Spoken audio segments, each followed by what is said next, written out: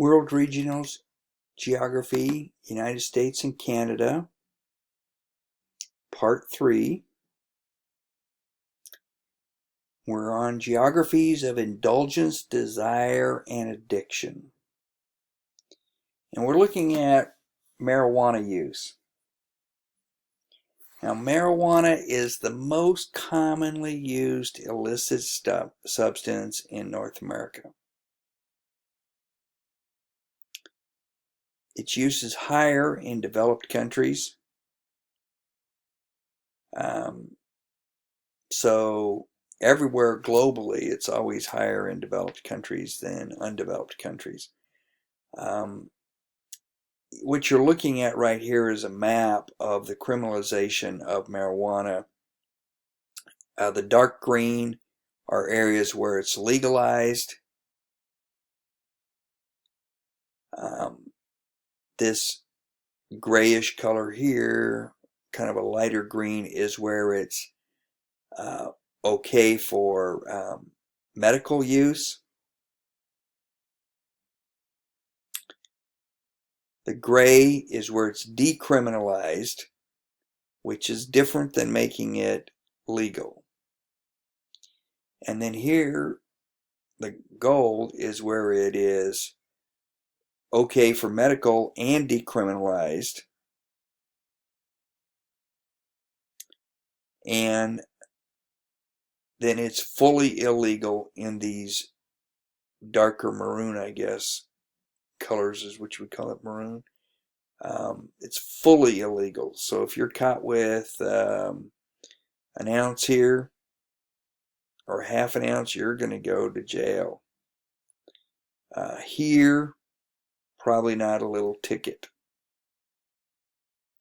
Here, again, probably just a little ticket.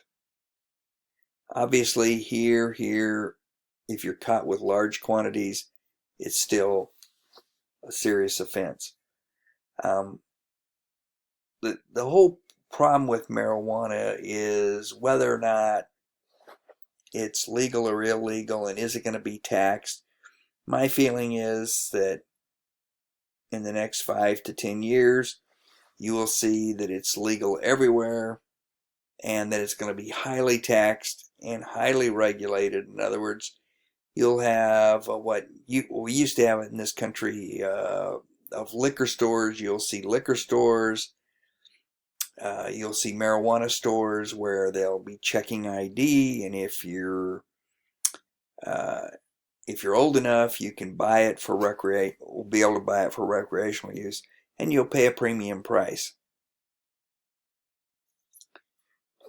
But you won't have to worry about if you're on your way home and you get caught with a couple ounces. It's probably going to be legal, just like having a couple of fifths of vodka in your car. As long as you're not drinking, it's not open, you're probably going to be fine. So that's my guess on that legalization, and it'll just be highly taxed. It's kind of interesting in the different approaches that you see around the country where it's legalized.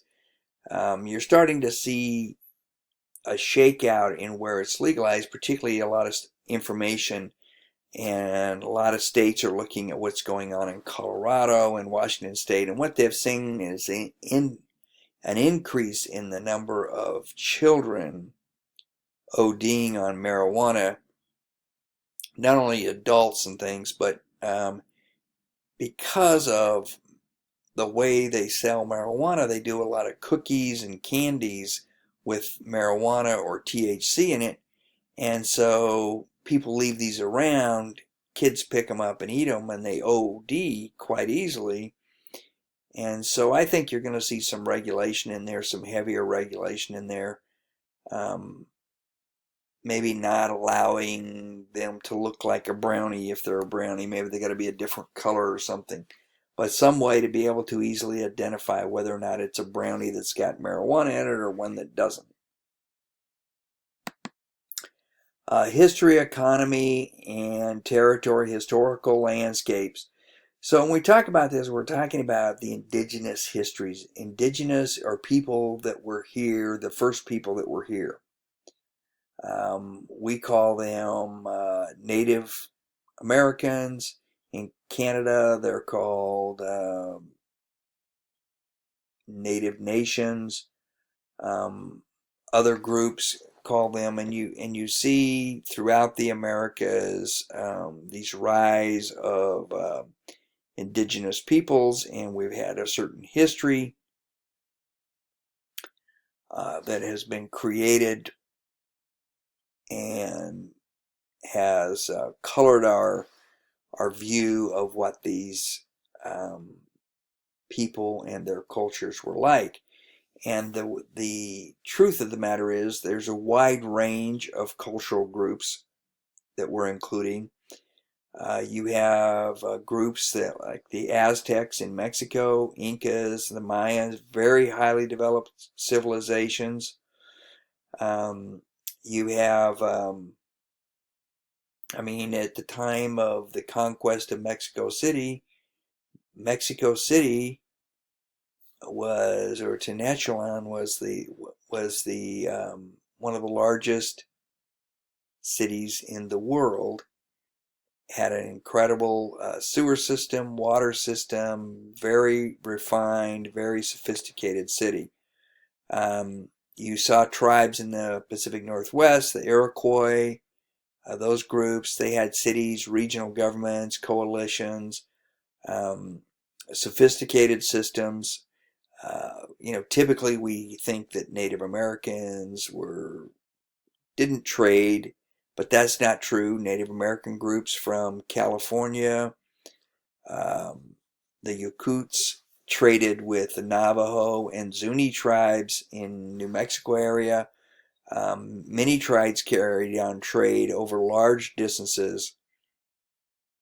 Sophisticated trading between groups in the Great Lakes regions with groups down in Mississippi, Alabama, Louisiana. So, this image that we have of them being unsophisticated isn't really accurate. Daily life governed by the tribe and by the environment. Different tribes had different systems, different ways of governing and deciding what rules they would live by. And they had a lot of rules that helped them to survive within their environment. And I think that's something that we typically don't address when we think about Native Americans. And initially, when Europeans came, particularly to North America, they were interested in trade.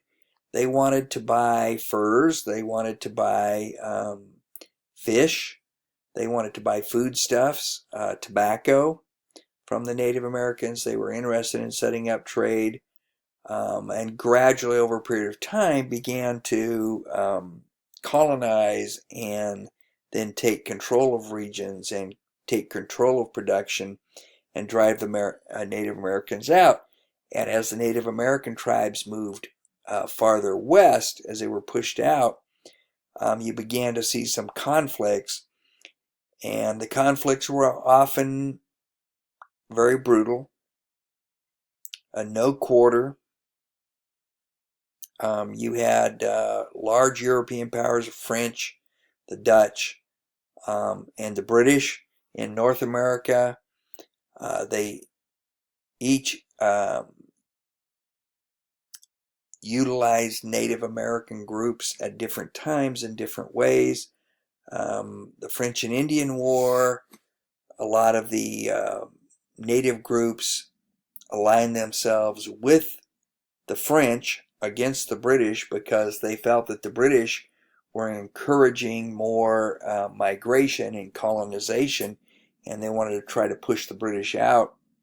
And they hoped and thought that the French could be the ones that would help them do that, because the French had been mostly interested in trading and hadn't really done a lot of colonization like the British had. The French at the time were in Canada, controlled Canada, and it wasn't heavily colonized.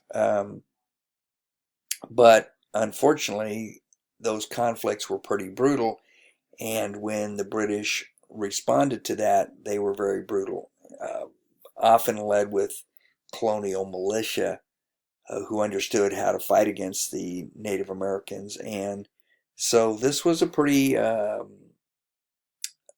serious misinterpretation of our history and vision of how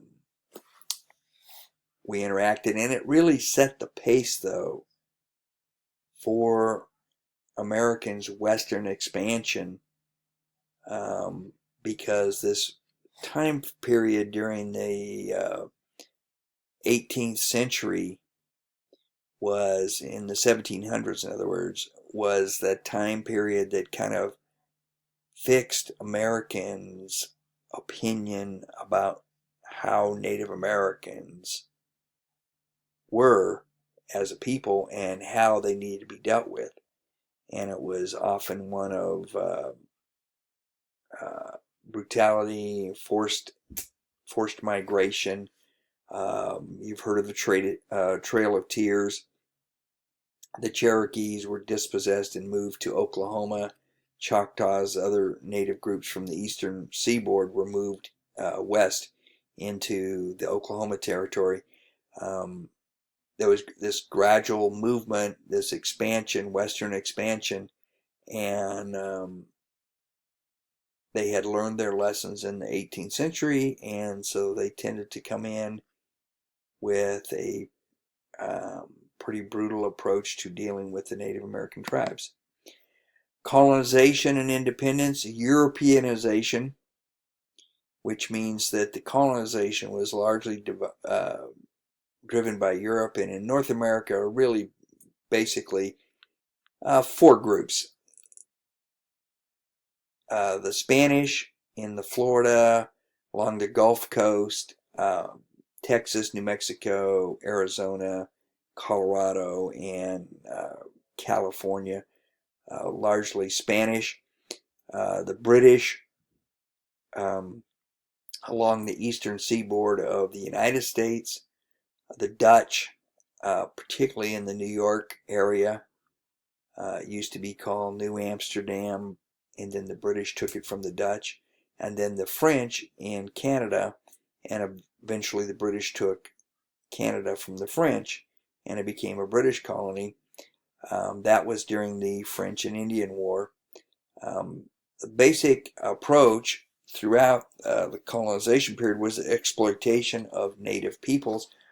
The Spanish were really the ones that really exploited the native peoples more so than the British. The British just kind of drove them out of the way.